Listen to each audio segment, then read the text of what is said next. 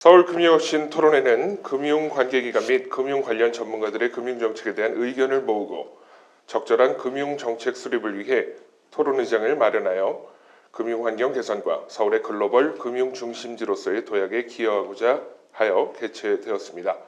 2023 서울금융혁신 토론회를 통해 서울을 국내외 경쟁도시보다 더 나은 금융환경을 갖춘 도시로 만들기 위한 전략적 대응 방안을 탐구하고 글로벌 금융환경 변화에 대한 관심을 촉구하고 국제 금융도시로서의 변화를 위한 인사이트를 구축, 공동으로 문제를 확인하고 개선 방안을 논의하여 협력 네트워크를 만들고자 합니다. 이번 토론회를 통해 더 나은 금융환경을 갖춘 국제 금융도시로서의 변화를 기원하는 목적의 토론회인 만큼 문제를 비판하기보다는 개선 방안을 논의하고 발전 방향에 초점을 맞춘 2023 서울금융혁신 토론회가 되기를 바랍니다. 그럼 먼저 오늘 토론회의 좌장이신 국민대학교 경영대학 석좌교수 최수연님을 큰 박수로 환영해 주시기 바라겠습니다. 오늘 서울국제금융오피스가 주최하는 2023 SFH 커넥트 서울금융혁신 토론회의 좌장 최수연 국민대학교 석좌 교수입니다. 오늘이 금년 들어서 최고로 차가운 날씨인데 시간에 맞춰서 참석해 주신 여러분께 감사 말씀드리고, 특히 오늘 이 유익한 토론회를 준비하신 우리 관계자 여러분에게도 감사 말씀을 드립니다. 잘 아시다시피 오늘의 토론회 주제는 자본시장법의 미래, 금융소비자 보호와 자본시장 선진화 로서 이 한국 금융민 이 자본시장의 최대 현안 과제입니다. 이 과제는 옛날에도 그랬고 지금도 그렇고 앞으로도 이 한국 금융 및 자본시장의 최대 이 과제, 우리가 반드시 넘어가야 할 이 숙제이기도 합니다. 금융당국은 그동안 이 금융 투자자 보호, 소위 말해 금융 소비자 보호와 이 건전한 자본시장을 육성해 나가기 위해서 이 한국의 이 자본시장의 구조, 절차, 이 관행 등 이 자본시장의 거버넌스를 글로벌 스탠더드에 맞추는 노력을 지속적으로 해 왔습니다.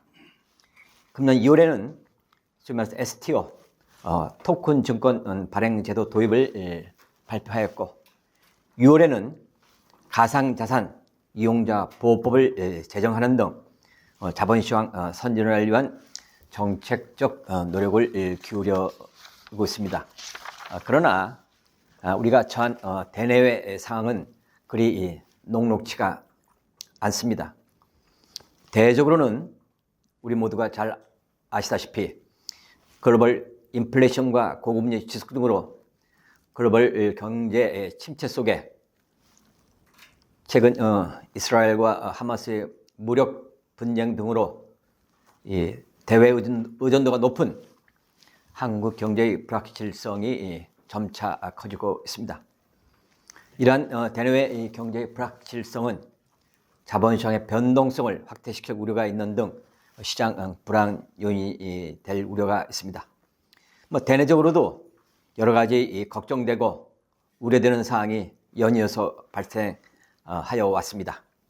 소위 SG증권발 주가 폭락 사태, CFD 사태, 최근 영풍재지 미수금 사태에 글로벌 IB들의 대규모 불법 무차입 공매도 사례가 발생하여 투자자들의 자본시장에 대한 신뢰가 추락하고 있는 게 작금의 현실입니다.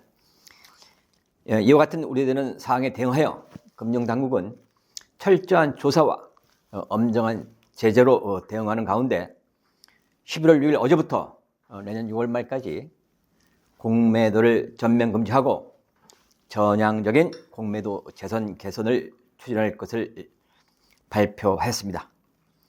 이와 같은 측면에서 오늘의 토론 주제인 투자자 등 금융 소비자 보호와 자본시장 선진화는 시의적절한 주제라고 생각을 합니다. 오늘 토론에서 금융 소비자 보호와 자본시장 선진화를 위한 합리적인 정책 대안들이 제시되어 정부의 정책에 반영되고 자본시장의 발전에 기여하기를 바라는 마음이 가득합니다. 금융 및 자본시장의 기본은 금융 소비자를 보호하고 공정하고 투명한 시장 거래 질서를 확립하여 금융 및 자본시장의 안정을 유지해 나가는 것입니다. 그럼 다음에는 오늘 토론회 참석자를 소개해 드리겠습니다. 오늘 참석하신 분들은 금융에 대해서 전문적인 식견과 예리한 안목을 지닌 분들과 함께 했습니다. 오늘의 이 주제의 발전은 우리나라 자본시장 부문의 최고의 전문가이신 자본시장연구원의 선임연구원인 이성복 박사님입니다. 그리고 이 주제 발제 후에는 토론자 두 분이 참여합니다. 우선 이 고동훈 우리 토론자는 아시다시피 이 성균관대학교 법학전문대학교 교수로 최근에는 이 제주국제금융센터에 관한 저서를 내셨고 그동안에도 이 금융규제에 관한 여러 가지 책을 쓴 한국 최고의 이 금융법 학자입니다.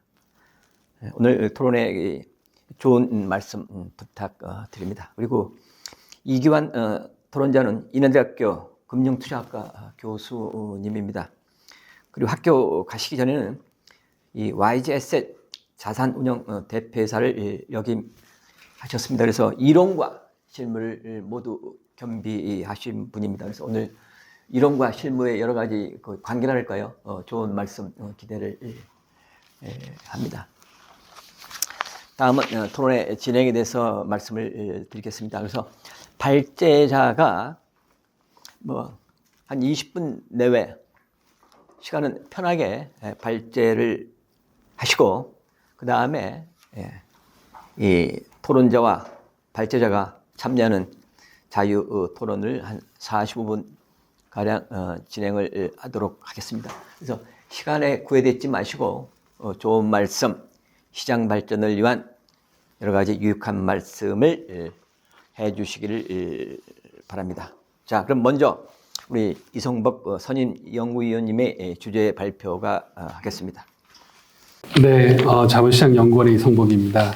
자본시장법의 미래 금융소비자 보호와 자본시장 선진화라는 대주제에서 최근 자본시장 이슈와 투자자 보호 과제에 대해서 간략하게 말씀드려 보겠습니다.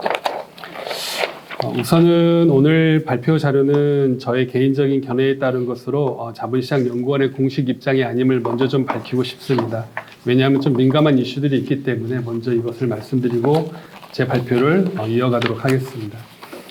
저는 새 정부 들어서 2022년도에 새 정부 들어서 자본시장 선진화를 위해서 수많은 노력들을 해왔습니다. 특히 제도 개선들을 많이 해왔습니다. 그것들을 간략하게 좀 말씀을 드리자면 22년 새 정부 들어서 자본시장 선진화 정책들이 발표가 됐습니다. 첫 번째는 자본시장 체질을 개선해야 된다. 두 번째는 디지털 자산 산업을 성장해야 된다. 그 다음에 세 번째는 민간 중심의 모험 자본을 육성해야 된다. 자본시장 체질 개선과 관련돼서는 우선은 투자자 권익 보호와 신뢰를 제고하기 위해서 물적 분할 자회사 상장 시에 공시를 좀 강화를 했고요.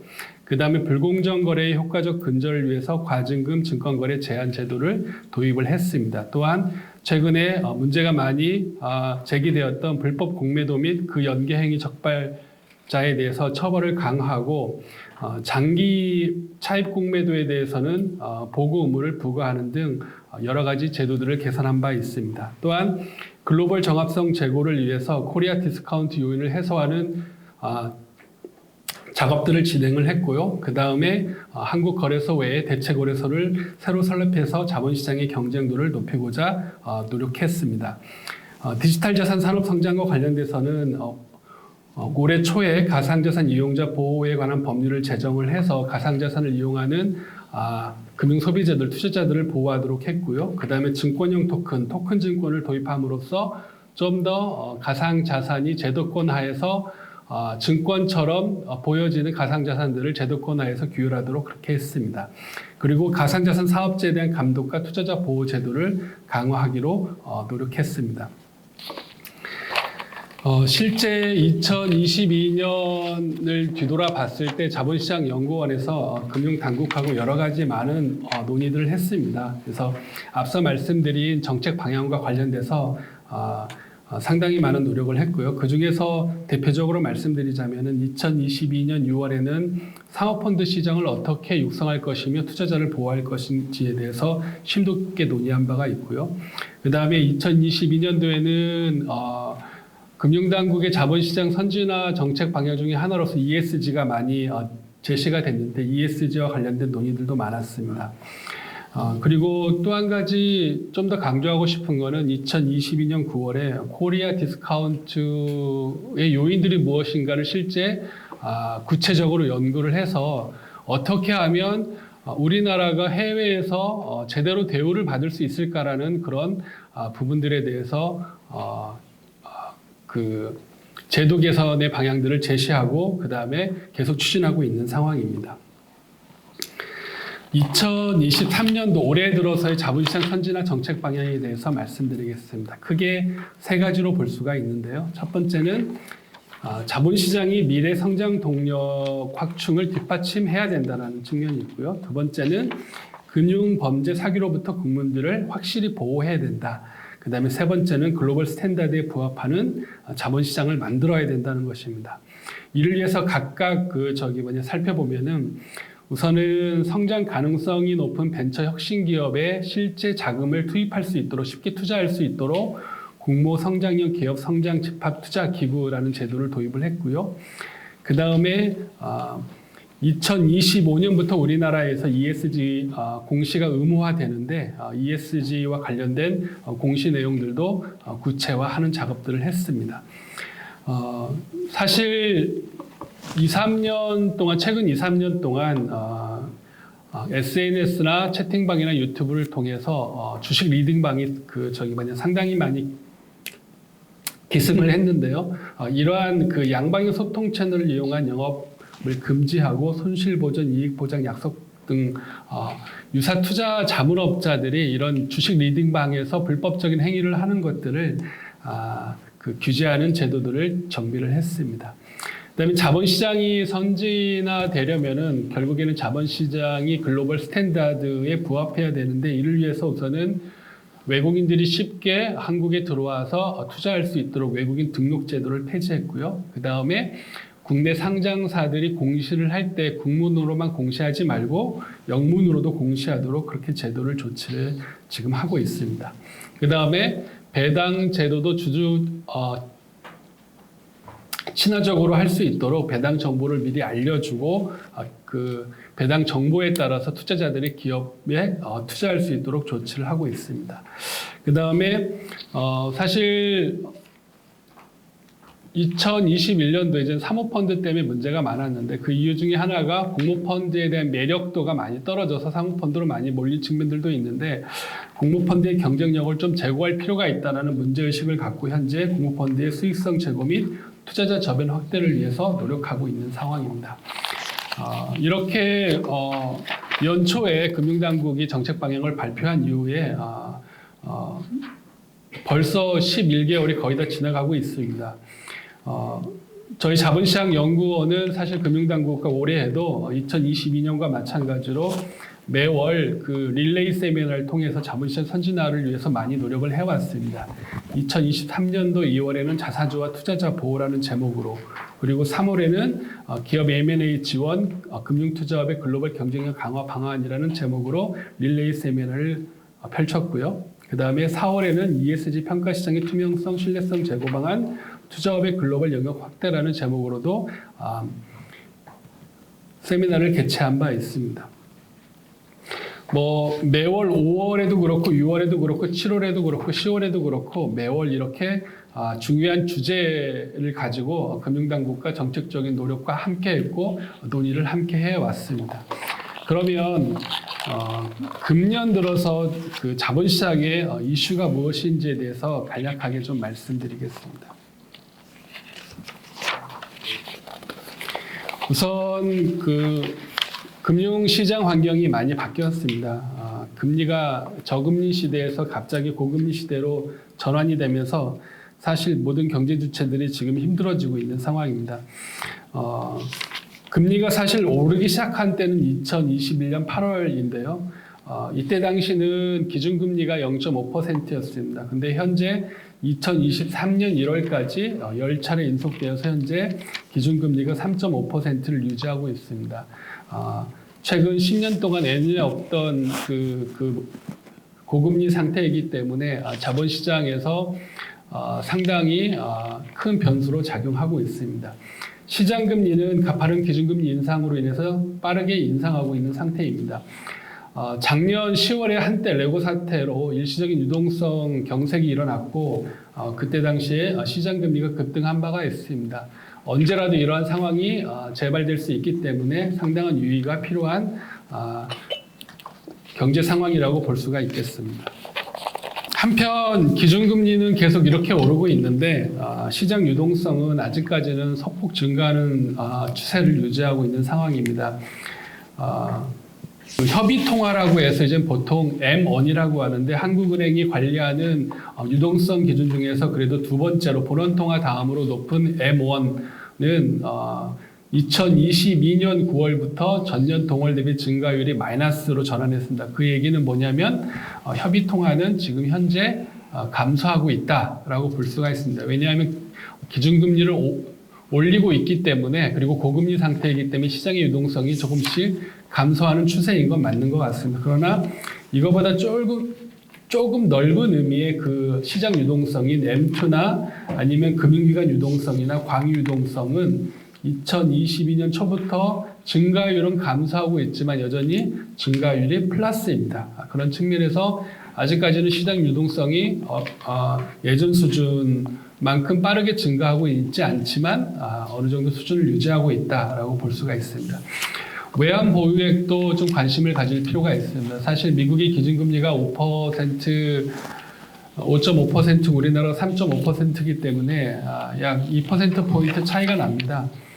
그렇기 때문에 사실 금리 차이가 나면은 외화 유출, 해외 자본이 국내에서 유출될 것으로 그렇게 고민을 많이 했는데 아직까지는 그 정도까지는 발생하지 않는 것 같습니다. 하지만 그 외화 보유액은 환율 방어 등의 이유로 인해서 조금씩 감소하는 추세입니다. 규모 측면에서는 세계 9위라고 하지만 감소하는 추세는 멈추고 있지 않습니다. 그런 측면에서 좀 유의할 필요가 있고 자본시장이 사실은 해외 자본에 많이 의존하고 있기 때문에 이런 부분들을 유의해 살펴볼 필요가 있습니다. 주식시장 상황을 간단하게 살펴보겠습니다. 코스피는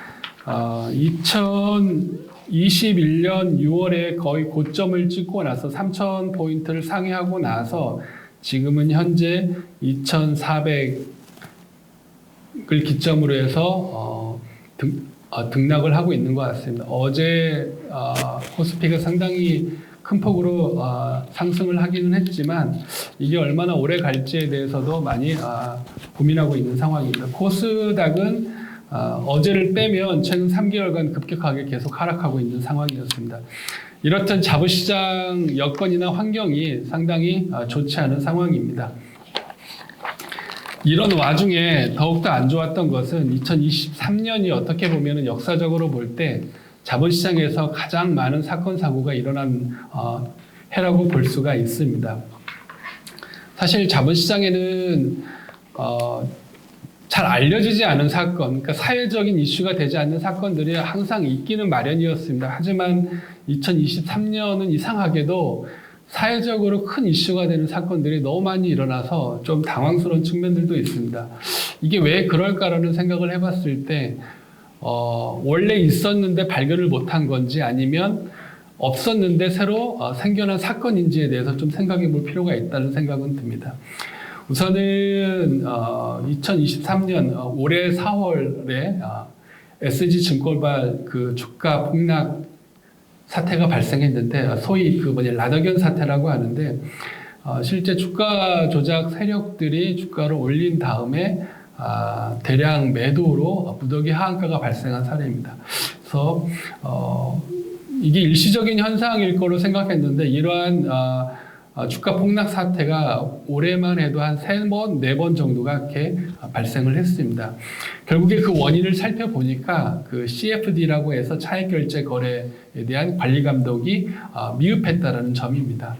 실제 CFD는 증권사의 주장으로 시장에 도입이 됐는데 증권사들이 CFD에 대해서 리스크 관리를 좀 미흡했던 것들이 실제 검사를 해보니까 발견이 됐습니다. 그래서 어떤 증권사는 CFD 취급 실적이 업계 1위임에도 불구하고도 리스크 관리를 잘해서 라더겐 사태 때 사실 손실나는 규모가 어느 정도 통제가 됐는데 나머지 증권사들은 너무 방만하게 운용하다 보니까 실제 주가 폭락 상태에 제대로 대응하지 못했던 것으로 이렇게 발견이 되었습니다. 또 한 가지 문제는 코로나19 시기 때 주가가 너무 폭증하다 보니까 주식 리딩방이 기승을 했습니다. 그 여파가 아직도 이어지고 있는 상황입니다. 그래서 유사 투자 자문업이라고 해서 이제 자본시장법에서 투자 자문업자는 아니지만 이렇게 주식과 관련된 정보들을 자문해 줄 수 있도록 하는 제도를 도입한 바 있습니다. 근데 유사 투자 자문업자들뿐만 아니라 미등록 유사 투자 자문업자, 그러니까 유사 투자 자문업자가 아니죠. 미등록 업자들이 유튜브나 SNS나 채팅방을 통해서 불법적으로 테마 종목이나 아니면 급상승 예상 종목들을 추천해주고 그 뒤에서 실제 시세 조정이나 아니면 통정 매매를 통해서 주가를 조작하거나 이익을 불법적인 위법적인 이익을 추구하는 그런 행위들이 많이 발견이 됐고 적발이 되고 있습니다.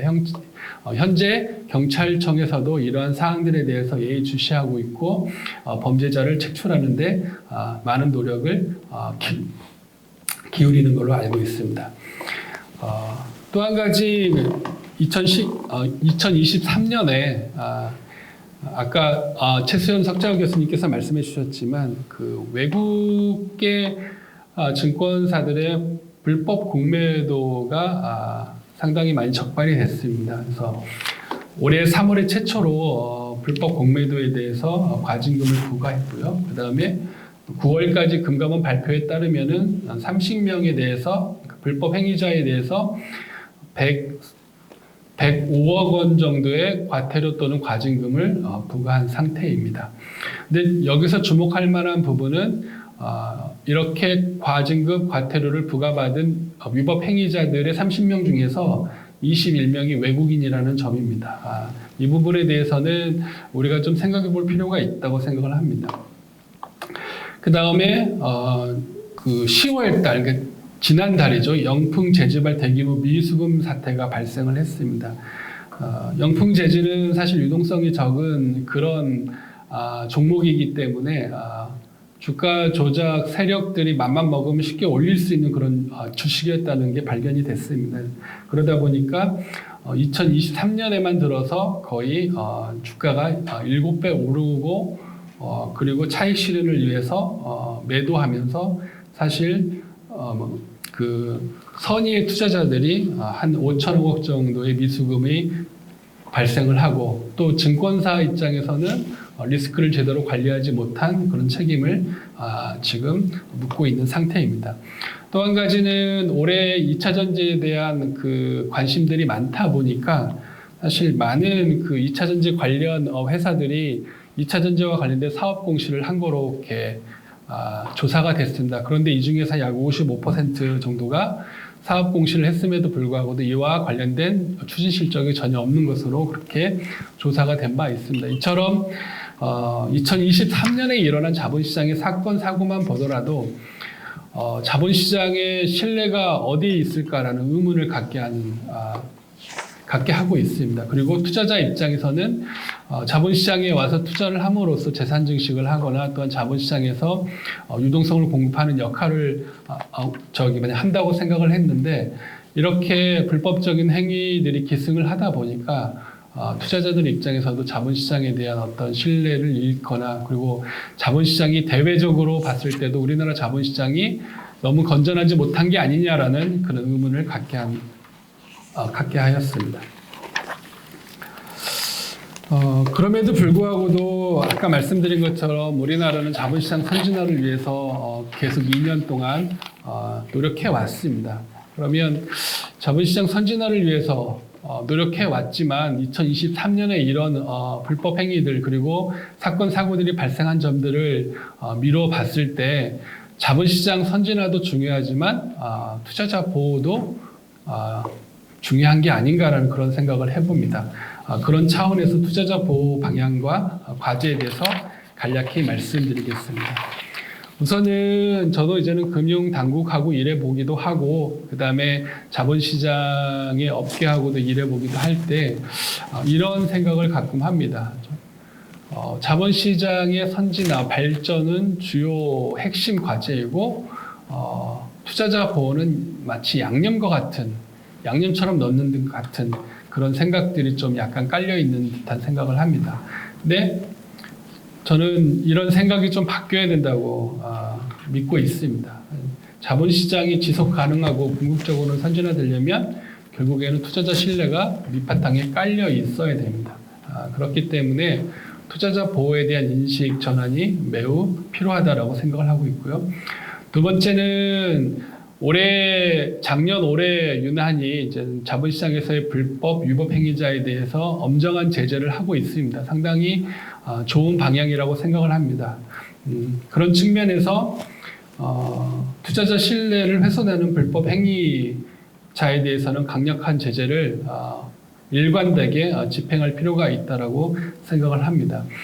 그 다음에 세 번째는 그럼에도 불구하고도 자본시장 선진화를 위해서는 글로벌 정합성과 경쟁력에 대한 고려도 필요하다고 생각을 합니다. 투자자 보호나 신뢰를 위해서 법제도를 개선하거나 또한 자본시장 선진화를 위해서 법제도를 개선한다 하더라도 이런 부분들이 국내적인 이슈에 매몰되어서 글로벌 정합성이나 경쟁력을 고려하지 못한다면 결국 자본시장 선진화는 쉽지 않다는 생각을 합니다.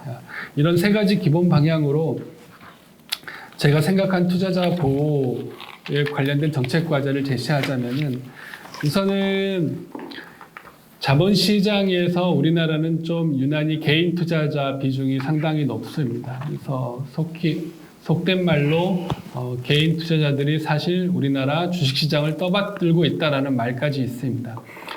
그러면서 개인 투자자들한테는 자기 책임을 강조를 합니다. 왜냐하면 투자라고 하는 것은 원금 손실을 전제로 하는 거기 때문에 자기 책임이 반드시 필요합니다.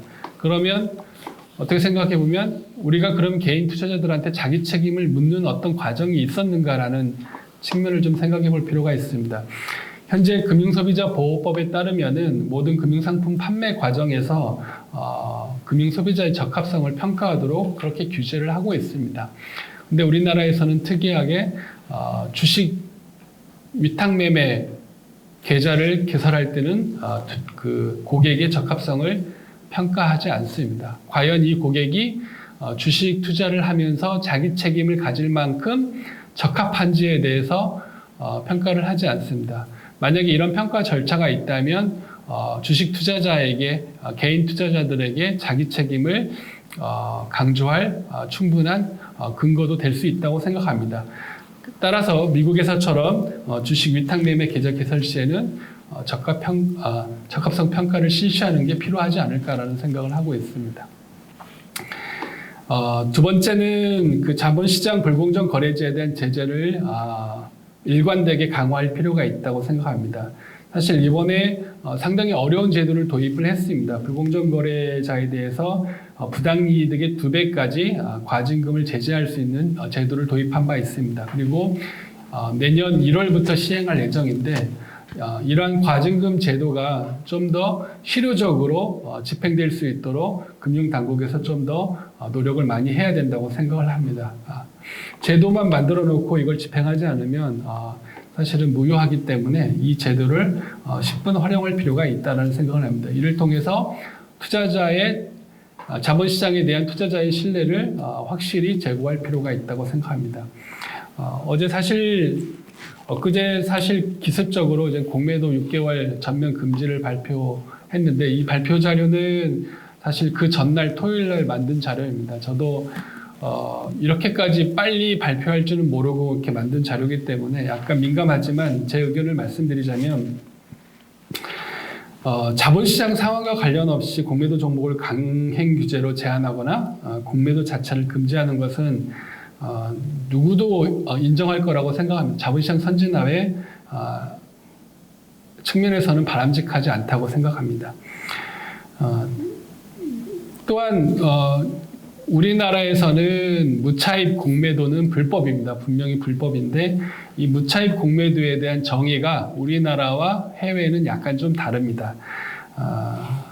우리나라 자본시장의 글로벌 정합성과 경쟁력을 고려할 때는 차입 공매도에 대한 판단 기준, 무차입 공매도에 대한 판단 기준을 주문 시점이 아닌 결제 시점으로 변경할 필요가 있습니다. 보통 주문하면 T+2일이라고 해서 2일 이내에 결제하도록 돼 있습니다. 근데 우리나라는 차입의 시점을 주문 시점을 기준으로 해서 차입을 하고 공매도를 해야 되는 그런 제도입니다. 하지만 해외에서는 차입 공매도로 하더라도 결제 시점까지만 그 해당 공매도를 한 주식을 차입을 하면 무차입 공매도로 판단하고 있지 않습니다. 이런 측면들도 고려할 필요가 있죠. 우리가 너무 무차입 공매도에 대한 판단 기준을 엄격하게 세워놓고 혹시라도 사실적으로 결제 시점까지는 차입을 했는데도 이걸 법적으로 무차입 공매도라고 판단되기 때문에 불법으로 보는 건 아닌지 한번 좀 생각해 볼 필요는 있다고 생각합니다.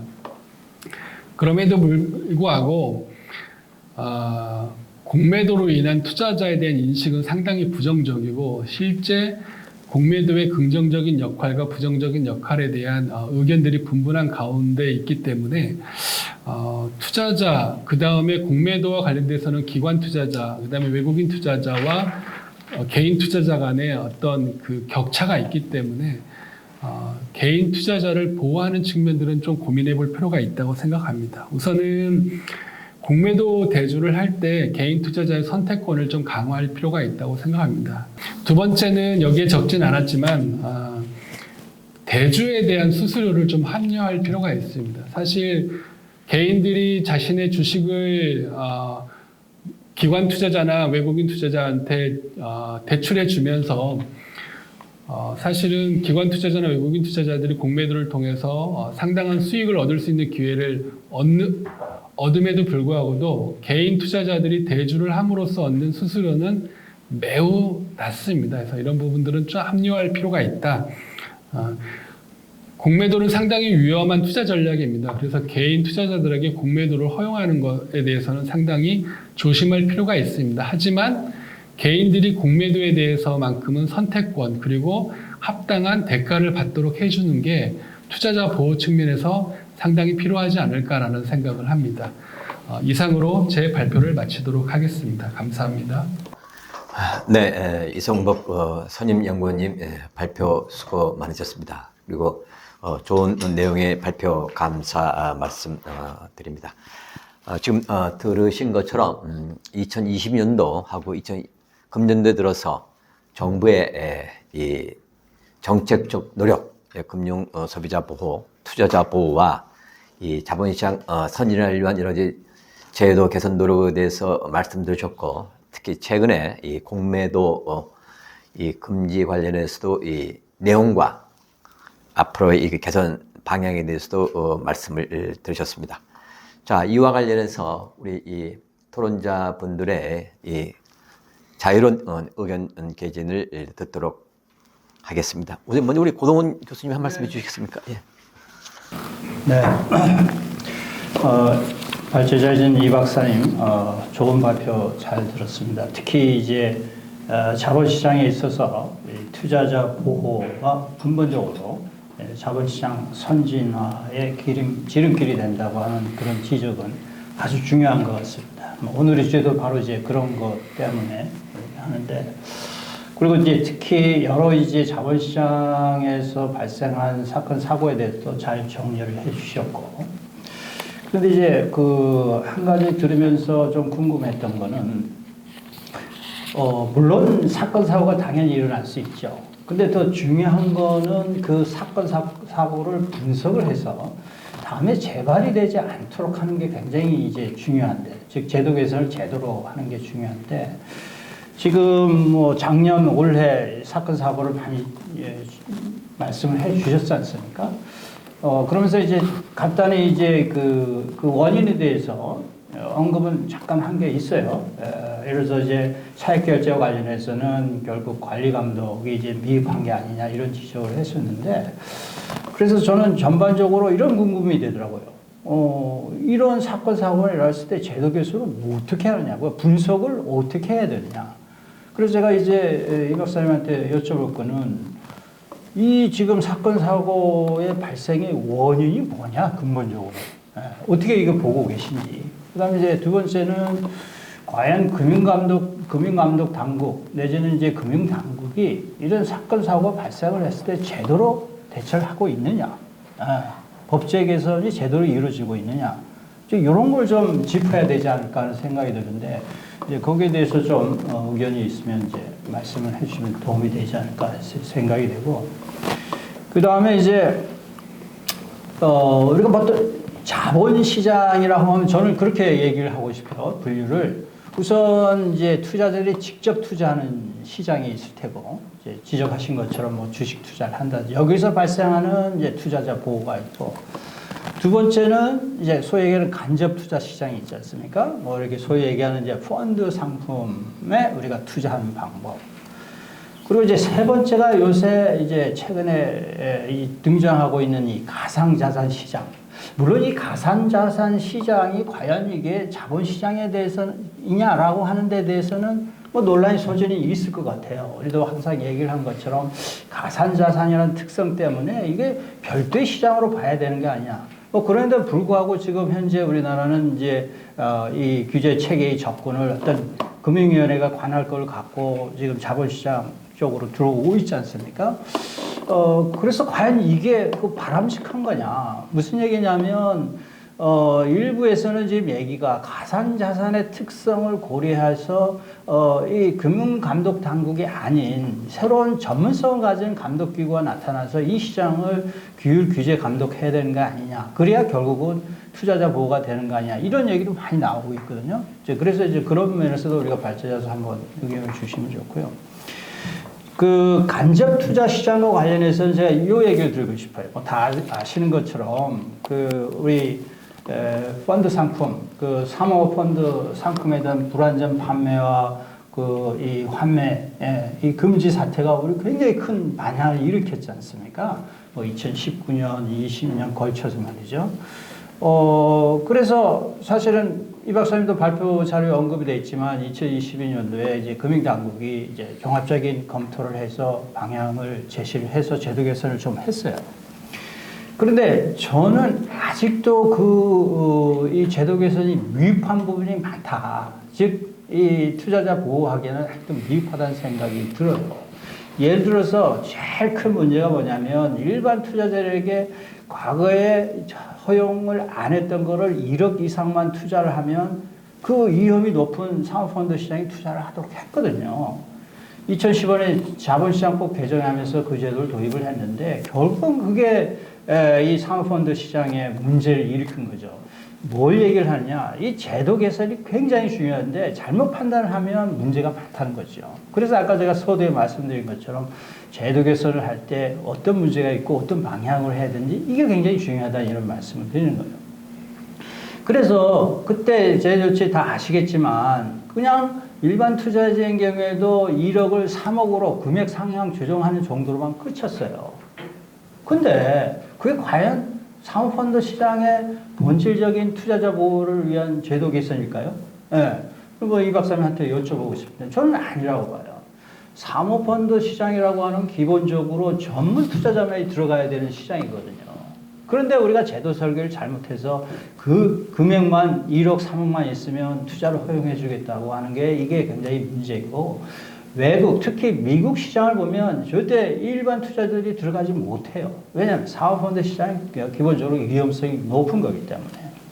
이제 그런 문제를 비롯해서 이 제도 개선이 제대로 이루어지지 않고 있다고 하는 것이 이 자본시장의 선진화 나가서 이 투자자 보호에 상당히 문제가 있기 때문에 이제 그런 면을 우리가 좀 들여다봐야 된다. 그래서 외국 같으면 외국에도 사실은 다 사건 사고가 일어나요. 안 일어나는 경우 없죠. 당연히 있는데 우리하고 다른 점은 뭐냐면 그렇게 사건 사고가 일어나면 진짜 전문가들로 구성된 위원회가 만들어져요. 뭐 호주, 영국 다 그렇고. 그러면 그 위원회에서 아주 1년, 2년 동안에 아주 조사를 객관적으로 해서 종합적인 조사 보고서를 만들어요. 예, 그래서 이제 그걸 갖고 입법을 하는 거예요. 그러면 다음에는 그런 이제 이 실수가 반복이 안 되는 거죠. 근데 우리나라는 제가 보면 그건 굉장히 미흡하다고 봐요. 예를 들어서 지금 공무회도 문제 나왔잖아요. 그러면 이제 이런 공무회도 문제도 진짜 전문가들이 모여서 조사 철저히 하고 문제점이 뭔지 이렇게 해서 근본적인 대책이 나와야 되는데 우리는 그러니까 금융위원회, 금융당국을 중심으로 해서 그냥 몇몇 TF 이렇게 만들어서 그냥 몇 개월 작업하고 그렇게 내는 거거든요. 그러니까 이게 근본적인 해결 방안이 될 수 없는 이제 이런 문제가 있기 때문에 제가 특히 투자자 보호를 위해서는 이 제도의 설계를 잘해야 된다. 이걸 좀 강조를 좀 하고 싶습니다. 그다음에 이제 두 번째 직접 투자 시장에 관련해서는 이제 제가 이제 대책 고려서에 대해서 좀 말씀을 이제 드릴까 하는데 요거는 이제 혹시 시간이 되면 제가 좀 말씀을 드리도록 하고 세 번째 가상자산 시장에 대해서 얘기를 좀 드릴게요. 이것도 굉장히 이게 이 투자자 보호와 관련해서 중요한 문제인데 무슨 얘기냐? 결국은 우리나라가 2017년 이후에 가상자산 투자 시장이 열풍이 불 때 저는 금융당국 내지는 감독당국이 실기를 했다고 봐요. 무슨 얘기냐? 그때 제대로 제도 설계가 되었으면 투자자 피해를 막을 수 있었는데 그걸 못한 거예요. 그런데 가까운 우리 일본의 사례를 보면 우리가 굉장히 이제 유의하게 봐야 될 게 일본은 일찍부터 이 가상자산 시장이 형성이 되어 있기 때문에 법제화를 빨리 했어요. 예. 그래서 법제화를 해서 이런 가상자산 사업자에 대한 이 등록제 실시를 하고 뭐 거래에 대한 규제, 기타 등등. 그래서 새로운 시장이 등장할 때 이 법제를 제대로 만드는 게 굉장히 중요한데 우리나라는 계속 늦어진다. 예. 속된 말로 해서 뒷북만 치고 있다 이런 얘기죠. 그러니까 이미 투자자들이 다 피해를 입은 상태에서 지금 올해 6월에 가상자산 이용자 보호 등에 관한 법률이 만들어졌지만 이미 다 끝나버린 거예요. 네, 그래서 이제 그런 면을 볼 때 우리 뭘 말씀드리고 싶냐면 이 금융당국이나 금융감독당국의 이 전문성 확보가 굉장히 중요하다. 그런데 아직 우리는 이제 그렇게 안 돼 있기 때문에 이런 제도적인 문제점을 조금 더 새롭게 접근할 필요가 있는 게 아니냐. 일단 좀 이제 이 토론으로서 이 정도 말씀드리고 또 하게 되면 또 말씀드리겠습니다. 네. 네, 감사합니다. 우선 우리 이성복 우리 발표자께서 한번 고 교수님 말씀에 대해서 한번 한 말씀 해주시죠. 그리고 또 우리 이강 교수님 말씀을 또 나누겠습니다. 이강 교수님 말씀 잘 들었습니다. 평소에 항상 하시는 말씀이어서 우선은 말씀하신 대로 결국에 금융산업, 금융시장은 전통적으로 이제 규제 산업이기 때문에 규제나 제도의 틀에서 작동할 수밖에 없습니다. 근데 규제나 제도를 잘못 만들어 놓으면은 의도치 않은 방향으로 흘러가기도 하고 또 어떤 문제가 발생했을 때 그 문제의 근본적인 원인을 분석을 하고 처방할 수 있는 제도나 규제를 개선을 해야 되는데 처방할 수 있는 방향으로 제도나 규제를 개선해야 되는데 이상한 방향으로 다시 또 개선이 되면은 또 실질적인 원인의 제거가 되지 못하고 있는 것도 사실인 것 같습니다. 그런 측면에서 말씀하신 대로 2023년에 발생한 이런 사건 사고 자본시장에서 발생한 사건 사고에 대한 원인 분석이 제대로 됐느냐 그리고 재발 방지를 위해서 과연 조치를 잘 하고 있느냐라고 했을 때 사실 그 CFD와 관련해서는 금융당국에서 한 4차례 정도 방안들을 발표를 해서 실제 지금 어느 정도 증권사로 하여금 엄격한 리스크 관리를 하도록 지금 조치한 상태이고요. 그 다음에 불법 주식 리딩방과 관련해서는 유사투자 자문업체에 대한 그 영업행위 감독 기준들을 좀 더 구체적으로 강화를 했습니다. 예를 들면 유튜브 같은 경우에는 회원 멤버십에게만 방송이 되도록 하고 있고 불특정 다수로에 대해서 라방을 하지 못하도록 그렇게 하고 완벽하진 않지만 그런 조치들을 조금씩 하고 있는 것 같습니다. 그 다음에 그 사모펀드와 관련돼서 잠깐 말씀해 주셨는데 사모펀드에 대해서도 저도 사실 사모펀드 발전 방향이라는 제도를 2015년, 17년에 검토를 하면서 일반 투자자에게 사모펀드를 쉽게 판매할 수 있도록 제도의 방향을 선회한 것이 사실은 사모펀드 사태를 불러일으켰다는 것에 대해서 전적으로 동의를 합니다. 결국에 제도 설계가 잘못돼서 사실은 사모펀드 대규모 환매 정지 사태가 일어났던 거였고 제도 설계가 잘못돼서 사모펀드 운용자들이 사실 고객의 돈을 신의 성실의 원칙에 맞게 운용한 게 아니라 너무 편의적으로 운용을 하다 보니까 사실은 그런 사태가 일어났던 게 아닌가라는 생각을 해봅니다.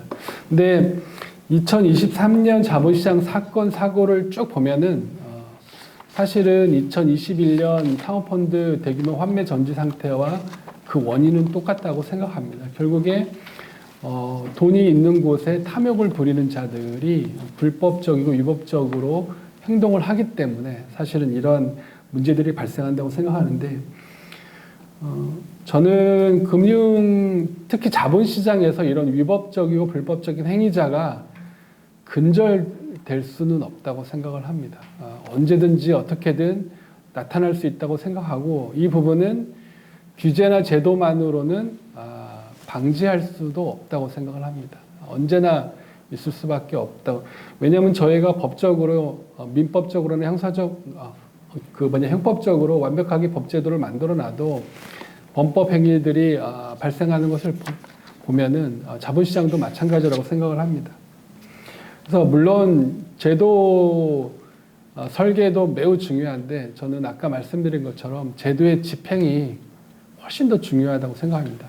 엉성한 제도라고 하더라도 엄격하게 집행을 하고 그 결과에 따라서 위법하거나 불법한 행위가 발견이 되면 일관된 기준에 따라서 제재를 하고 또 조치를 하면 아무래도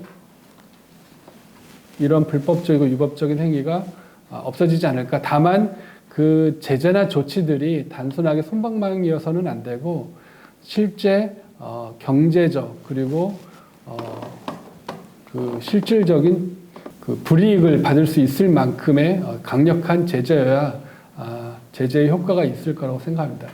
우리가 금융 선진국으로 영국을 많이 얘기를 하는데요. 사실 영국은 역사적으로 보면은 금융 산업에서 불안전 판매가 어느 국가보다 가장 많았고요. 그 다음에 특히 투자 사기도 사실 어느 국가보다 많은 나라 중에 하나입니다. 미국 다음으로 투자 사기가 많은 나라입니다. 그래서 사실은 영국의 금융 규제가 잘 발달된 겁니다. 그리고 근데 매번 실패를 합니다. 영국도 마찬가지로. 가만히 보니까 제재를 너무 솜방망이로 해왔던 겁니다. 근데 2010년 전후로 해서 제재를 대폭 강화를 했습니다. 그러다 보니까 실질적으로 그리고 자본시장의 불법 행위자들을 사실 영국 같은 경우에는 영국의 행위감독청, 금융감독청 FCA의 웹사이트에 불법 행위자를 전부 다 리스트업을 합니다. 그래서 불법 행위자하고는 금융거래를 하지 못하도록 사전에 방지하는 정도로 엄격하게 제재를 합니다. 인사적 제재뿐만 아니라 금전적 제재까지도 엄격하게 하기 때문에 사실 내부적으로는 영국 금융청 내부적으로는 그 불법 위법 행위가 많이 줄었다라는 평가를 하고 있습니다. 그것처럼 우리나라도 이번에 이제는 불공정거래 과징금을 2배까지 부당이익의 2배까지 환수할 수 있도록 조치를 했는데 저는 2배는 너무 적다고 생각을 합니다. 그래서 5배까지라도 집행할 수 있도록 법무부나 국회에서 좀 인정을 해주면 좋겠다는 생각을 합니다. 그렇게 해줘야 투자자들이 안심하고 주식 시장에서 투자를 할 수 있다고 생각을 합니다. 그래서 제도 도입도 중요하고 개선도 중요하지만 일관된 집행도 중요하다는 생각을 갖고 있습니다. 그 다음에 이제는 그 가상자산 말씀해 주셨는데요. 저는 고동훈 교수님 말씀에 전적으로 동의합니다. 약간 늦은 감이 없지 않아 있습니다. 근데 이 가상자산도 보면은 결국에 그 탐욕이 난무하는 그런 그 광야 같습니다. 그래서 저는 외부에서 이제 가상자산과 관련된 강의를 할 기회가 있으면 특히 대학생들을 대상으로는 했더라도 빨리 털고 나와라라고 이렇게 조언을 합니다. 그래서 건전한 자본시장으로 오라라고 이렇게 얘기를 많이 합니다. 근데 자본시장도 이런 사건 사고가 많기 때문에 좀 창피하긴 하지만 아직까지 가상자산에 대해서는 저는 상당히 부정적입니다. 그런 측면에서 정부에서도 토큰 증권과 가상자산을 분리해서 접근하고 있기는 하지만 좀 우리가 본질적으로 가상자산이 무엇인가에 대해서 한번 사회적으로 좀 생각해 볼 필요가 있지 않겠나라는 생각도 합니다. 이상입니다. 네, 두 분의 이 토론 말씀 감사합니다. 제가 또 토론자로서 한 말씀을 드렸으면 합니다. 지금 고동훈 교수님께서 말씀하신 이 어떤 금융 사건 사고 발생, 그 다음에 이제 금융 당국의 이 대응, 제도 개선, 보완, 그리고 또 다른 각고 다른 사건 사고의 발생. 이와 같은 이 악순환이랄까요? 이거는 뭐 한국뿐만 아니라 세계에서도 세계 금융 선진국이라고 하는 지금 말씀하신 영국, 미국 등 또 발생하는 현상으로서 이건 금융의 역사가 보여주고 있다고 하겠습니다. 이런 거는 인간의 어떤 탐욕이랄까요? 이 피 같은 내 돈에 대한 탐욕, 그리고 이 금융이라는 것은 이 피 같은 내 돈을 관리하는 데 따른 기본적인 그 리스크, 그다음에 리스크를 이 투자자들이 제대로 충분히 이해하지 못하는 여러 가지 결합된 측면도 있다고 하겠습니다. 그래서 이와 같은 데 대한 이 투자자나 소비자들이 충분한 이해를 해야 되고, 이와 관련해서 이 금융 당국의 이 금융 교육, 그 다음에 어떤 시장의 어떤 이 금융 윤리 확립, 소위 말해서 이 마켓 디스플린이 되겠죠. 이런 자율 문제, 이런 것도 우리가 필요한 과제가 아닐까 싶습니다. 그리고 이 가상자산과 관련해서 소위 말해서 이제 암호화폐란 용어하고 지금 이제 STO 이게 묶어갖고 이제 가상자산으로 이제 불리고 혼용되고 있기도 한데, 지금 이제 정부에서는 STO는 이제 제도권으로 끌어들여서 이제 자본시장법 내에서 다루기로 하고 관련 법을 준비를 하고 있어요. 이거 자체만이라도 향후 이 가상자산이 소비자 보호와 관련해서 좀 진일보한 측면이 있지 않나라는 생각을 합니다. 그다음에 나머지 암호화폐를 이제 어떻게 이 법적인 테두리 내에서 정리할까 문제는 이제 글로벌 추세에 맞춰서 글로벌 정합성을 유지하는 범위 내에서 함께 추진되라고 생각을 해 봅니다. 자, 그래서 이 같은 사실이 시장 내에서 공유가 돼 가지고서 어떤 뭐랄까요, 이 가상자산을 보는 이 시각에 대해서 서로 좀 이 왜곡이 없었으면 하는 개인적인 바람이 있습니다. 자, 우리 다음에는 우리 이건 교수님의 말씀이 있겠습니다. 예, 인하대학교 이규환입니다. 주제 발표해 주신 이성복 연구위원님하고 또 고동훈 교수님 얘기 잘 들었고 좋은 말씀 감사드립니다. 주제 발표의 상황을 보면은 우리 자본시장이 지금 상황이 어떻고 어떻게 변해왔고, 그리고 최근에 2023년 뭐 해서 최근에 자본시장에서 이루어졌던 여러 이슈들에 대해서 제기해 주셨고, 거기에 대해서 우리나라 자본시장이 좀 더 선진화되기 위한 기본적인 어떤 방향으로서 이제 소비자, 금융 소비자의 어떤 인식 제고라든지 이런 불법 행위에 대한 제재 강화 같은 거, 그리고 글로벌 스탠다드하게 맞게끔 우리의 제도를 좀 더 선진 수준으로 정비하는 이런 방향으로 좀 정책을 좀 개선해 나가자 하는 말씀 들었습니다. 저도 뭐 이 같은 방향에 대해서 적극적으로 동감하고요. 그래서 이제 제가 생각하는 거는 이제 투자자 보호를 위해서 이제 뭐 이렇게 우리가 펀드 가입하거나 할 때는 여러 이제 고객 성향에 대해서 분석도 하고 하는데 이제 주식 매매할 때는 계좌 개설할 때는 그런 게 좀 미흡하다 뭐 이런 한 얘기를 대표적으로 들으셨는데 그것만이 아니라 이제 전체적으로 보면은 투자자 보호를 위해서 사실 뭐 여러 제도를 둔다 하더라도 그게 실질적으로 잘 작동이 안 되는 이런 게 현실이라고 생각이 들고요. 그래서 금융 소비자를 보호하기 위해서 우리가 이제 크게 보면은 이제 사전적인 이런 제도, 예방 제도, 그다음에 사후적, 그다음에 이제 금융 교육 뭐 이렇게 할 수 있는데 사실 가장 중요한 건 이제 사전적인 예방 제도겠죠. 근데 우리나라의 모든 상황을 보면 사전적인 예방 제도를 다 갖추고 있다고 하더라도 그게 실질적으로는 사후적인 상황에서 작동하는 거죠. 그래서 무슨 절차를 지켜라. 그래서 펀드 가입할 때 조사도 하고 뭐 아니면 뭐 동의도 받고 다 원금 손실 되시는 거 이해하시죠?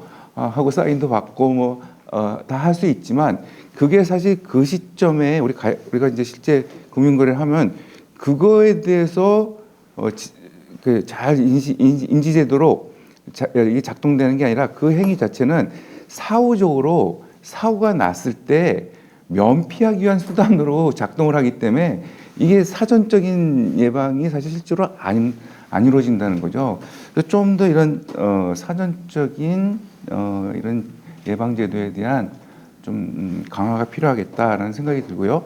자, 그래서 그 생각해 보면은 이제 말씀하신 것처럼 주식 리딩방이라든지 아니면 유사 투자 자문업자 이런 사람들에 의해서 뭐 금융 소비자들이 피해가 발생하는데 사실 감독원에서도 이런 행위가 많이 발생하니까 감독원 사이트에 등록된 이런 자문회사에 대해서 다 공개하고 그거 확인할 수 있다. 라지만 그걸 확인하는 사람은 없다는 얘기죠. 자, 그러면 이런 상황에서 내가 어떤 뭐 이렇게 자문업자인지 아닌지 잘 모르겠죠. 소비자가 이런 뭐 연락을 받고 뭐 해서 뭐 종목도 추천해주고 뭐 장세도 얘기해주고 하는데 결국은 핵심적인 그렇게 해서 결국 돈을 좀 투입해 주세요 하는 시점이 오거든요. 돈을 투입해 주세요 하는 시점에서는 우리가 이런 제도 자체를 좀 정비해서 이런 뭔가 매매를 하기 전에는 감독 당국의 그 사이트에서 감독 당국의 이런 등록 여부 이런 거를 확인했다라는 절차를 추가시킨다든지 해서 반드시 이런 소비자가 그거를 확인하게끔 판매업체가 반드시 체크해서 데이터를 보관하고 있고 그걸 정기적으로 보고한다든지 이러면 약간 좀 보완하는 이런 제도가 있었으면 하는 좀 생각이 들기도 하고. 그런데 이제 그럴 때 문제점은 이제 많은 이제 이런 금융기관들이 좀 수익성도 좀 장세도 어렵고 수익도 안 나고 회사 경영하기 어렵다. 그래서 한 사람 한 사람 처리할 때 처리 시간이 너무 오래 걸리고 뭐 힘들다. 이게 좀 체계적으로 좀 시스템적으로 요새 뭐 이런 카톡이라든지 챗봇이라든지 뭐 여러 시스템이 있으니까 그냥 간단하게 이렇게 금융감독원 시스템이랑 연계해서 이걸 반드시 거쳐가게끔 그리고 체크가 좀 할 수 있는 어떤 이런 시스템적인 보완이 가능한 세상이 된 것 같아서 그런 걸 좀 보완하면서 이런 제도를 좀 강화시키고 사전적 예방이 제일 중요하다. 그래서 이런 사전적 예방의 프로세스를 좀 더 정교화하고 그리고 이런 것들을 리포트하고 수시적으로 보고하고 하는 거 플러스 공개돼야 된다. 그리고 모든 여러 이제 다수의 금융기관들이 서로 경쟁 체제를 유지하면서 다른 경쟁 기관이 어떻게 하고 있는지를 서로 모니터링함으로써 뭔가 문제가 있을 때는 이슈가 되게끔 이렇게 하는 정당한 프로세스의 재정비, 그다음에 궁극적으로는 이제 공개를 좀 더 강화해서 이런 이게 사전적 예방이 좀 더 실질적으로 작동할 수 있게끔 하는 게 필요하다고 생각하고요. 펀드 같은 경우에도 우리가 펀드 가입할 때 자기 성향에 맞춰서 되는 펀드, 안 되는 펀드 다 분류하는데 실질적으로 그게 제대로 작동되느냐? 하도 작동 안 되다 보니까 은행에서 계열 금융 자산운용사의 펀드는 어느 이상 팔지 말아라. 아니 보험회사 계열사의 보험회사 팔지 말아라 이런 어떤 규제적인 수치적인 규제. 근데 수치적인 규제가 실질적으로 금융 소비자의 펀드 가입하고자 하는 사람의 수익성 제고나 그 재무 목표, 투자 목표를 달성해 주겠느냐? 그건 아니거든요. 자 그러니까 자 이런 것도 마찬가지로 단순히 그냥 어떤 숫자적인 가 아니라 그런 펀드를 가입하는 사람에 대해서 좀 더 그 사람의 성향에 대해서 좀 더 조사하는 이런 프로세스, 그리고 그 사람이 지금 어떤 목표로. 근데 투자자인 경우에는 지금 자기가 목표도 모르는 사람들이 많거든요. 그냥 돈 벌고 싶다. 그게 아니라 이런 절차를 잘 정비해 놓으면 이거 해서 어떤 목표를 가지시는데요? 노후 대비하실 겁니까? 아니면 집 마련하시려고요? 이걸 구분하는 절차를 마련하게 하면 투자하는 사람도 이제 내 이 돈 가지고 뭘 해야 되는구나 라는 것도 인식하게 되면서 거기에 맞는 펀드를 그래서 거기에 맞는 펀드가 우리는 어떻게 해서 분석하고 이 펀드가 좋은 것 같습니다 라는 이런 프로세스를 좀 정비하게끔, 그리고 이걸 반드시 공개하게끔, 그리고 이런 거에 대해서 각자 경쟁적으로 프로세스를 잘 갖추게 하고, 이 프로세스에 대해서는 우리가 약관제도처럼 감독원이 정해주는 게 아니라 경쟁적으로 만들어라는 거죠. 만들고 이게 감독원이나 법규에서 소비자 보호를 위한 차원에서 문제없이 잘 만들어졌다는 걸 사전적으로 인가해주는 이런 거를 좀 제대로 갖추면 좀 더 소비자들이 나은 투자 활동을 할 수 있는데 도움이 되지 않을까 하는 생각이 들고 있습니다. 그 다음에 두 번째 같은 경우에는 불법 행위에 대해서는 우리 이성복 연구위원님 말씀하신 것처럼 하여튼 위법에 대해서는 지금보다는 좀 더 엄격한 제재가 필요하다. 자, 그래서 이런 이건 선진국의 대체적인 다 일관된 추세고요. 이런 엄격한 제재에서 안 걸리면 됐지 이런 생각할 수 있지만 걸리면 끝이다 할 정도의 강한 이런 페널티를 둠으로써 이게 그냥 사실 이제 이런 게 엄격하지 않으면 우리 자본시장에 참여하는 수많은 사람들이 사실은 알고 보면은 쉽게 빨리 많이 그냥 돈 벌고 싶다 이런 생각에 있는 분이 대부분이기 때문에 이거를 좀 더 건전한 자본시장으로 인식을 전환하기 위해서는 불법에 대해서는 굉장히 강하다라는 거를 해야 되고, 이거는 아마 우리나라 자본시장의 어떤 선진화의 차원에서도 다른 선진금융기관과 유사한 이런 규제 제도를 가지고 있음으로써 우리나라 자본시장이 그래도 좀 불법은 판치지 않는 믿을 수 있는 시장이다라는 신뢰성을 글로벌하게도 향상시킬 수 있다라고 저는 생각합니다. 이런 것들이 얼마 전에도 이제 올해 최대 이슈 중에 하나가 우리 자본시장을 그러니까 이제 글로벌 수준에서 외국인들이 우리나라에 쉽게 들어오고 투자도 쉽게 하고 하는 이런 수준으로 코리아 디스카운트를 해소해서 이렇게 좀 발전시키겠다 하는 이런 논의가 계속 진행되고 있고요.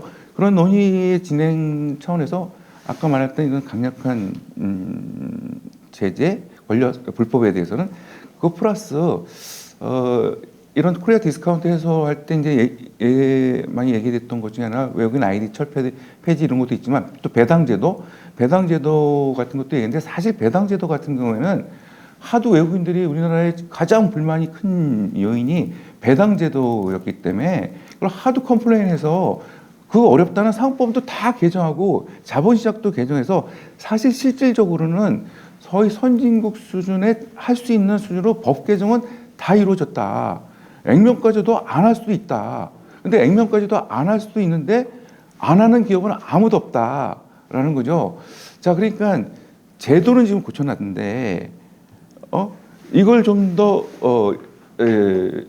진짜 금융 소비자, 투자자를 위해서 기업도 그렇고 우리 제도도 그렇고 이걸 적극적으로 반영하고 선진국 수준으로 향상시키고 발전시키고 금융 소비자를 강력하게 보호하는 게 결국 내가 잘 되는 거다. 우리 금융기관이 잘 되고 우리 이런 자본시장이 발전하는 거다라는 이런 어떤 큰 전환의 계기로 삼았으면 좋겠다 하는 생각이 들고요. 그렇게 해서 결국 최종적으로는 금융 교육이 이제 중요할 것 같습니다. 금융 교육 같은 경우에는 이제 우리가 자꾸 투자자 인식을 개선하자 하는데 일단 지금 우리가 오랫동안 이 자본시장이 약간 투기적 성향으로 많이 인식돼 왔던 이런 오랜 역사를 가지고 있는 상황에서 이런 자본시장에 투자에 참여하는 그런 분들한테 자꾸 인식을 바꿔라 하기에는 뭐 시간도 오래 걸리고 어려울 수 있겠죠. 그래서 이런 금융 교육에 대해서는 좀 조기에 우리 어렸을 때부터 뭐 중학교, 고등학교 때부터 아니면 초등학교 때부터도 좀 빨리 좀 교육을 할 수 있는 뭐 여러분 다 아시겠지만 우리 학생들한테도 아직 금융 교육이라는 게 대지정부에 열심히 저금해서 잘했다가 은행 가서 예금 통장 개설하는 거 뭐 이게 금융 교육이라고 알 수 있지만 사실 지금 우리나라 경제 성장률이 이제 안정화되는 이런 상황 그리고 규모도 이제 세계에서 10번째로 큰 이제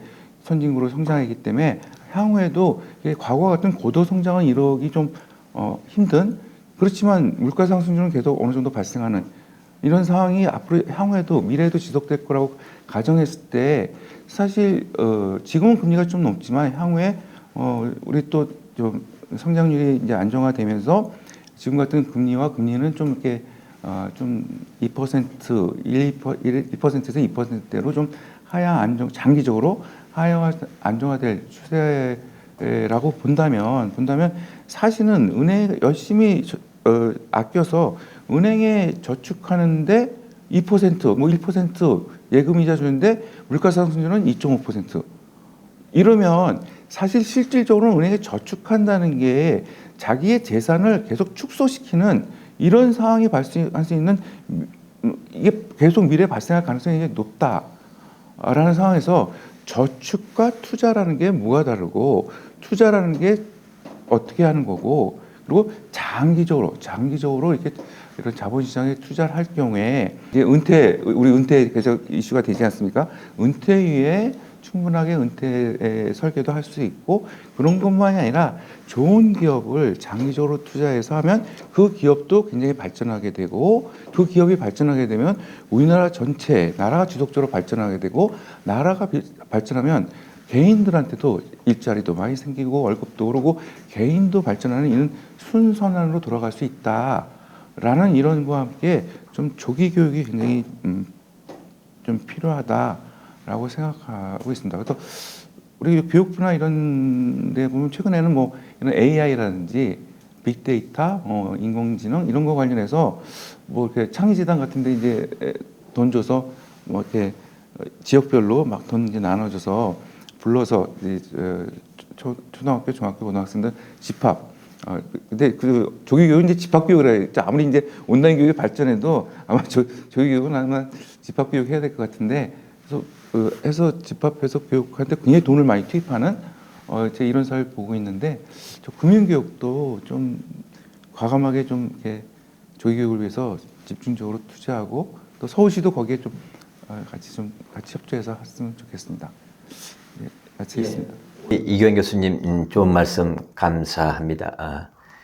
금융 소비자 보호 관련해서 그 사전적 예방제도의 어떤 필요성, 그 다음에 이 자본시장의 그 프로세스 개선 문제, 그 다음에 공시와 이 공개 기능 강화, 소위 말해서 이 정보 불균형 해소 문제, 좀 정부에서도 이 공배도 금요일 했던 얘기가 이제 소위 말해서 이 기관 투자가 하고 개인 간의 어떤 기울어진 운동장을 해소하겠다 하는 문제인데, 이거는 기본적으로 이 자본시장뿐만 아니라 금융시장에서 필요한 기본 질서이겠죠, 그죠? 정보의 이 공유, 공개에 따른 불균형 문제 해소하는 문제에 대해서 보다 각별한 당국의 노력이 필요하다고 생각을 합니다. 그리고 이 금융감독원의 보다 이 뭐랄까요, 이 세밀한 이 감독을 하려는 그 노력 문제, 그리고 그다음에 이 불법 이 행위에 대한 이 제재의 대폭 강화, 저도 전적으로 동의합니다. 예를 들어서 그 미국 같은 데서 우리 고동훈 교수님 잘 아시겠다시피 그 머니런더링, 소위 말해서 자금 세탁 그 행위에 대해서는 정말 엄청난 제재를 뭐 몇억 불 단위의 이 벌금을 부과해서 가녀 엄두를 그러한 머니런더링을 할 엄두를 못 나게 합니다. 그렇죠? 그래서 그러니까 시장에서 이런 불법 행위, 주가 조작 등을 한 경우에는 시장에서 영원히 추방된다 하는, 안 그래도 참여자가 많이 있습니다 하는 그런 인식을 확실하고 분명하게 보여줄 필요가 있다는 생각에 전적으로 동의를 합니다. 그리고 금융교육, 이것도 숱하게 강조를 하고 있는데, 이게 뭐랄까요, 뭐 아시겠지만 우리 이규환 교수님이 업계 계시다가 학교 가셔서 이제 교육 얘기를 말씀하시는 건데 근데 이 흔히 말해서 교육 그러면 재미없어 합니다. 그죠? 우리 교수님. 그래서 이 금융교육을, 저도 금융교육을 많이 해봤지만 참 이게 고민거리예요. 반드시 필요한데, 금융교육, 금융윤리가 반드시 필요한데, 그렇다고 제대로 되지 않고 뭔가 다 아는 것 같은데도 안 되는 거, 그게 뭐야, 이 금융교육, 금융윤리가 아닌가. 그래서 여기에 대해서도 다시 한번 이 중지를 모아서 이 정말 현대 시대에 맞는 이 금융교육 기법을 개발하는 것도 여기 계신 분들의 이 소명이라고 생각을 합니다. 하여튼 좋은 말씀 감사드리고, 우리 이성복 위원님, 뭐 우리 이 교수님에 대해서 한 말씀 하시겠습니까? 네, 짧게만 말씀드리겠습니다. 사전적 예방, 그 사후적 조치, 금융교육 이렇게 세 가지 이렇게 말씀해 주셨는데, 사실 지금도 우리나라는 준칙 중심으로 그 소비자 보호를 규제하고 있습니다. 그러다 보니까 어떻게 하냐면, 금소법을 제정하고 나서 이제 판매행위 금융상품 판매행위 규제들이 있는데, 형식적으로 사실 여전히 지키고 있는 것들이 사실입니다. 설명 의무만 하더라도, 금융상품 설명 의무만 하더라도 상당히 형식적으로 하고 있고, 제가 가장 크게 문제 삼고 문제가 많다고 생각하는 것 중에 하나가 적합성 평가입니다. 이거는 아무도 모릅니다. 어떻게 하고 있는지. 그냥 적합하다, 안 적합하다, 너의 그 투자주 유형은 무엇이다라고 그냥 결과만 나올 뿐이지, 그 속에서 어떤 절차로 이게 평가되는지 알지 못하고 있습니다. 일본에서도 이런 얘기를 합니다. 금융 소비자 보호 규제가 형식화되어 있고 형해화되어 있다. 저 형해화가 무슨 뜻인지 몰랐는데 이때 찾아봤습니다. 그 다음에 많이 쉽게 빨리 돈 벌고 싶다라는 그 말씀에 저는 이 빨리에 대해서 이 빨리가 결국에는 문제를 많이 일으키지 않는가라는 생각을 합니다. 그래서 많이 쉽게 빨리 돈 버는 방법이 없다는 걸 금융교육 차원에서 우리가 좀 더 잘 한다면 좀 더 좋은 건전한 그 금융산업과 시장의 발전을 기대할 수 있지 않을까 생각을 합니다. 감사합니다. 교수님, 말씀 감사합니다.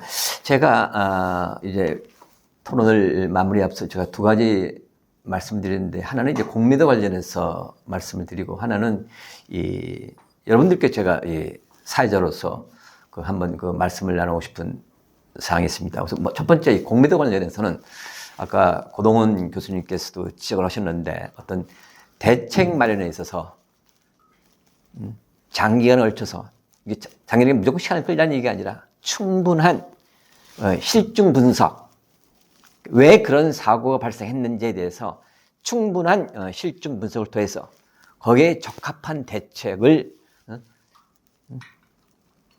그 시대의 최고의 전문가들이 참여하는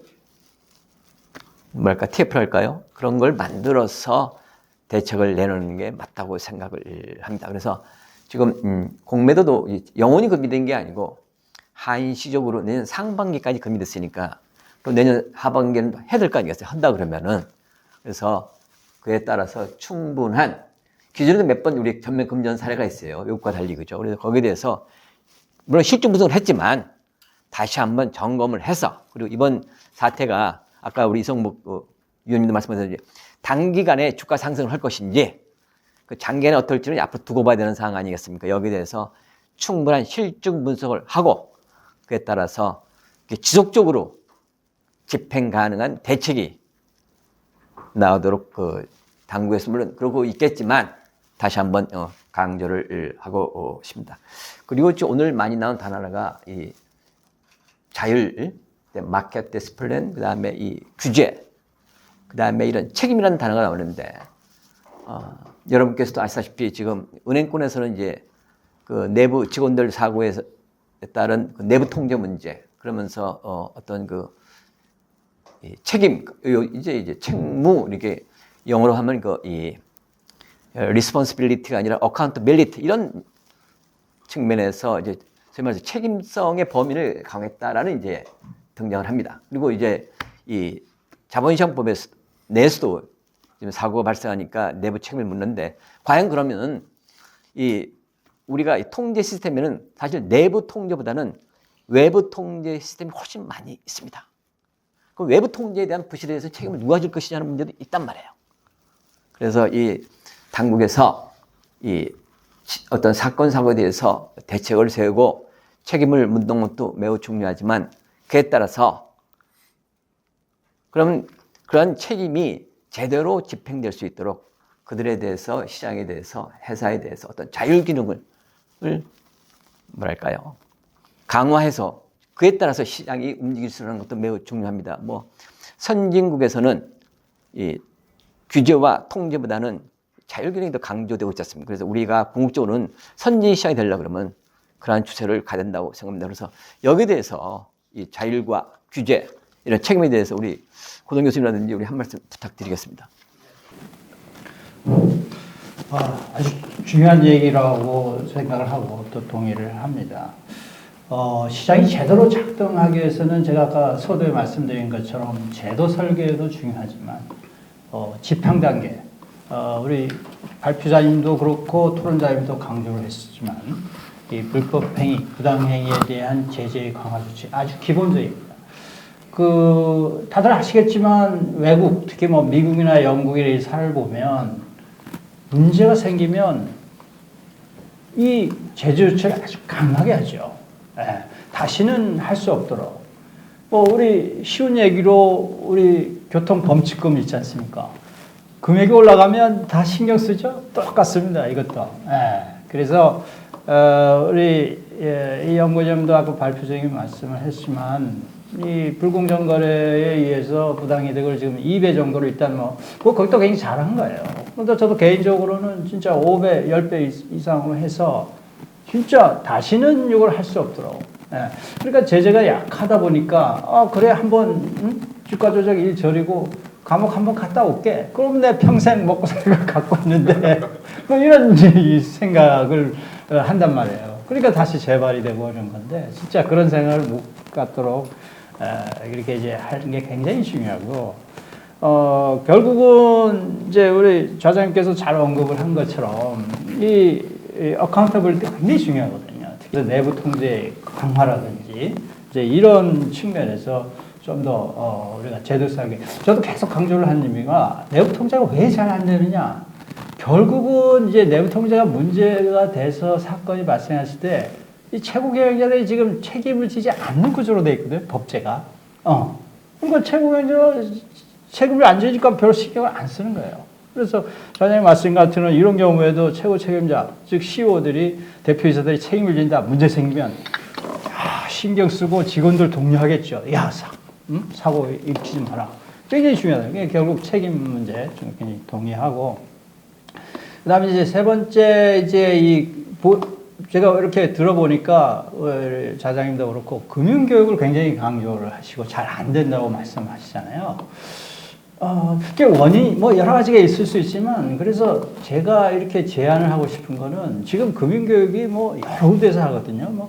금융감독원도 하고 협회에서도 하고 뭐 한국은 뭐 중구난방식으로 돼서 이게 좀 일관적이고 체계적이 않은 면이 있는 것도 원인 중에 하나가 아닌가 그렇게 해서 제 생각에는 진짜 이 감독 당국 산하에 금융교육원이라고 하는 이 법정 기구를 만들어서 통합을 해서 이거 하는 것도 굉장히 좋은 게 아닌가 하는 생각이 듭니다. 마지막으로 아까 처음에 제가 이제 이 대책으로서 시간이 되면 말씀드린다고 해서 뭐 이제 잠깐 한마디만 벌써 말씀드리면 이 대책으로서도 굉장히 중요한 이 시장 인프라라고 보거든요. 그래서 이 제도가 잘 돼야 될 텐데 그 중에 하나가 우선 이 상품의 이 범위를 확대하는 거, 요거 지금은 이제 상장 주권만 되도록 돼 있는데 현행 법에 의하면 이것도 이제 상장 채권도 포함해서 범위를 확대하는 것뿐만 아니라 가장 중요한 게 이제 외국의 사례를 보면 이런 대책으로 해서 일어나는 게 좀 전문 용어지만 다크풀이라고 하는 게 있습니다. 이제 우리가 굳이 번역을 하면 이제 비공개 주문 시장이라고 얘기할 수 있는데 그건 무슨 얘기냐면 우리가 보통 호가를 다 제시하잖아요, 거래소에서. 근데 외국에 보면 이런 대책으로 해서에서는 이런 호가를 공개 안 하고 하는 경우가 있어요. 네, 그게 이제 시장이 형성이 되는데 이게 긍정적 순기능, 악기능이 다 있어요. 네, 그래서 사실은 이게 정보 비대칭성을 이용을 해서 이제 차익 실현하는 경우도 많거든요. 이게. 그래서 요게 발생하지 않도록 요 대책으로서 제도 설계를 할 때는 다크풀, 요 남용되지 않는 제도 설계를 잘 해야 된다는 걸 마지막으로 좀 말씀드리고 싶습니다. 네, 감사합니다. 자, 다음엔 우리 이경환 교수님 말씀해 주시죠. 네. 우리 자유가 책임에 관련해서 자, 우리 금융기관이나 아니면 또 1조 원 넘는 기업 같은 경우에도 컴플라이언스 오피서를 두기위해서 굉장히 어떤 주법 감시 기능을 강화하자는 이런 제도적인 이런 추진은 계속 있지만 이거 똑같은 얘기로 이게 제대로 실질적으로 잘 작동하게끔 좀 정비가 필요하다라는 생각을 계속 하고 있습니다. 그래서 우리 각 금융기관에서 이제 여러 사항들이 좀 복잡하고 이런 금융상품들이 계속 출시되고 이런 불법 거래에 대한 여러 이슈들이 계속 발생하는 상황에서 내부 통제라든지 이런 자율적인 어떤 규제 이거에 대한 거를 좀 더 면밀하게 좀 정비를 하고 그런 거가 제대로 됐는지를 실질적으로 준법감시인이 좀 잘 세팅을 하고 그거에 대해서 파이어월 완전히 독립된 의사결정 라인에 의해서 이게 제대로 프로세스가 진행되고 있고 한 사항을 정확하게 체크해서 이걸 리포트해야 된다. 정확하게 리포트하고 아까도 말씀드렸다면 이거에 대해서도 또 아까 제가 강조하는 것처럼 공개 모든 금융기관끼리 경쟁하면 다른 금융기관은 어떻게 하고 우리는 어떻게 하고 뭐는 좋고 뭐는 나쁘고 해서 이게 선순환적으로 좀 계속 서로 발전할 수 있게끔 이런 식으로 좀 유도를 하는 게 필요하다고 보고요. 그 책임이 이제 문제인데 이걸 이제 사전적으로 이렇게 잘 세팅을 하고 잘 이렇게 모니터링하고 하면 좀 이게 이런 위법이나 불법이나 이게 줄어드는 거 줄어들겠지만 또 발생하겠죠. 발생하는 거에 대해서는 이제 명확하게 책임 소재를 명확하게 하고 그리고 이걸 준법관시나 이런 프로세스나 이런 절차를 세팅함에 의해서 아니면 준법관시를 선임하고 하는 인사적인 측면에서도 아까 고 교수님이 말씀하신 것처럼 최고 책임자가 결국 사고 났을 때 자기가 면피하고자 하는 이런 성향이 굉장히 강하기 때문에 이거를 이런 준법관시나 이런 프로세스가 선임 자체에서부터도 이런 CEO, 최고 경영자로부터 중립적으로 선임되게끔 이런 절차를 좀 보완하는 게 좀 필요하다고 생각을 하고 있습니다. 고동훈 교수님 말씀하신 거 대책으로 해서 저도 적극 동감하고요. 그리고 지금 이제 내년 지금 준비하고 있어서 내년 이제 우리 대책으로 해서 만들 것 같은데 주권부터 하겠죠. 이제 근데 원래는 이제 선진국에서 보면 채권부터 시작했는데. 근데 이제 아까 말씀하신 다크풀이라든지 고빈도 거래 같은 게 있어서 그런 것. 근데 그게 긍정적인 측면이 있습니다. 그러니까 예를 들면 다크풀 같은 경우에도 제가 옛날 국민연금에서 근무했었는데 그거 보면은 국민연금에 수많은 자산운용사한테 돈을 나눠주거든요.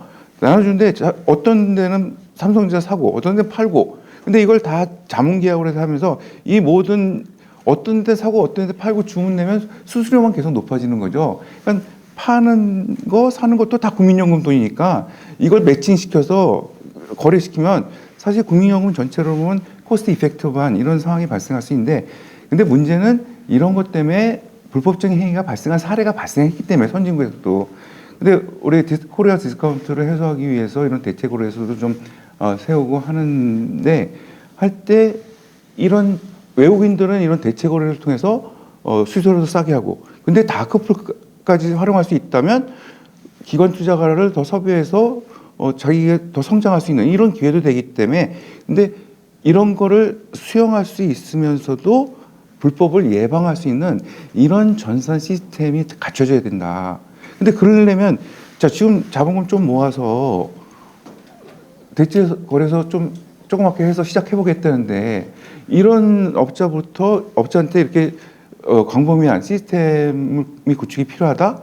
그다음에 여기 플러스 이제 최선 의무, 그러니까 호가 회송 시스템이 있어야 되거든요. 가장 최고의 가격을 찾는 이런 것까지도 다 해라 하면 너무 안 되는 거죠. 벅차죠. 안 되고 그러다 보면 이제 좀 이렇게 완비되지 않은 제도로 시스템으로 시작하게 되고 그러다 보면 근데 좀 맨 처음에 초기 업자가 돈을 많이 투입해서 그걸 세팅을 하면 이게 그 업자가 잘 돼서 여러 사람들이 이렇게 시장에 진입해서 대체 거래소도 좀 많이 생기고 하면 이 거래 시장이 더 효율적으로 되는데 한 번 자기가 돈 들여서 개발한 걸 다른 후발업자한테 공유하지 않겠죠. 그러면 이건 전체적으로 발전하기 어렵기 때문에 제가 좀 말씀드리고 싶은 거는 위원회나 금융위원회나 감독 당국에서 이런 사항을 반영해서 감독 당국 차원에서 이 시스템 개발하는데 강력하게 인볼브되고 좀 돈 같은 것도 좀 투입할 수 있으면 투입해서 초기에 세팅을 좀 정교하게 하는데 이런 감독 당국이 좀 많이 좀 일조를 해주셨으면 감사하겠다. 그래야 성공할 가능성이 이제 높다라는 생각을 좀 첨언하겠습니다. 예, 말씀 감사합니다. 자, 우리 의원님도 한 말씀 해주시죠. 네, 다시 그 자율과 책임으로 돌아와서 그 제가 2021년도에 금융감독원하고 공동으로 그 7개 은행 지주 회사의 내부 통제를 점검한 바가 있습니다. 한 가지 깜짝 놀란 것은 일반적으로 금융회사들은 내부 통제를 코스트로 생각합니다. 귀찮은 업무. 물론 내색은 안 하지만 그 말을 하다 보면은 상당히 그런 측면들이 있습니다. 근데 이 상하게 자금 세탁만큼은 열심히 하시더라고요. 자율적으로. 아니 내부 통제 인원의 거의 2배를 투입해서 자금 세탁 업무를 하시더라고요. 그래서 왜 그런가 봤더니 미국 당국으로부터 제재를 받은 사건들이 연이어 있었습니다. 걸리면 끝장이다라는 아까 말씀하신 대로. 그래서 제가 내부 통제도 걸리면 끝장을 내야지 잘 되지 않겠나라는 생각을 하고 있습니다. 그래서 결국 말씀드리고자 하는 것은 규제 형식도 되게 중요하지만 규제의 실효, 효과도 상당히 중요하다고 생각을 합니다. 그래서 내부 통제가 잘 되려면 금융회사가 자율과 책임 하에서 건전하게 영업을 하려면 하게 만들려면은 결국에는 실효적인 규제를 해야 된다. 그래서 똑같이 반복드리는 거지만 인사적 제재는 저는 아무런 의미가 없다고 생각합니다. 선수만 바꾸면 되기 때문에 그래서 금전적 제재를 강하게 할 수 있는 기반을 마련해야 사실 미국의 자금 세탁 방지 규제도 그 처벌을 할 때 인사 규제를 거의 안 하거든요. 다 금전적 과징금을 때리기 때문에 그렇게 과민하게 금융 회사들이 대응하는 게 아닌가라는 생각을 합니다. 똑같습니다. 내부 통제도 은행이든 금융 회사든 내부 통제도 실패를 하게 되면 CEO의 책임도 중요하지만 그 회사의 금전적 손해가 가도록 제재를 하는 게 가장 강력한 제재가 아닐까라는 생각을 합니다. 네, 감사합니다. 자, 그럼 혹시 뭐 이제 오늘 토론회를 마무리하기 앞서 뭐 하실 말씀 있으면 괜찮겠어요? 네. 자, 그럼 오늘 토론회를 마무리하기 앞서 제가 오늘 나온 키워드 몇 가지만 우리 함께 되새겨 보겠습니다. 그 어떤 금융이나 자본시장 제도 개선에 있어서 이 실행력 있는 지속적인 추진 가능한 제도 개선을 해야 된다. 특히 공매도 제도 개선과 관련해서는 그 충분한 실증 연구를 선행이 되어야 된다는 거. 그다음에 이 금융 자본시장의 이 불법 행위에 대해서는 엄정한 제재, 다시는 시장에 발을 못 붙이도록 하는 제재, 특히 금전적 제재는 강화되어야 한다는 점. 그다음에 구태의연한 얘기지만 금융교육 중요성의 새삼 강조. 그다음에 실효성 있는 규제의 마련. 그다음에 이 책임과 통제, 자율의 관계. 분명한 것은 금융시장, 자본시장이 선진화될수록 자율이 강조가 된다는 것을 우리 같이 말씀을 나눴습니다. 오늘 여러 유익한 말씀 나눠주신 이성복 선임연구원님, 우리 고동원 교수님, 이규환 교수님께 감사 말씀을 드립니다. 자, 이것으로 오늘 토론회를 마치도록 하겠습니다. 감사합니다.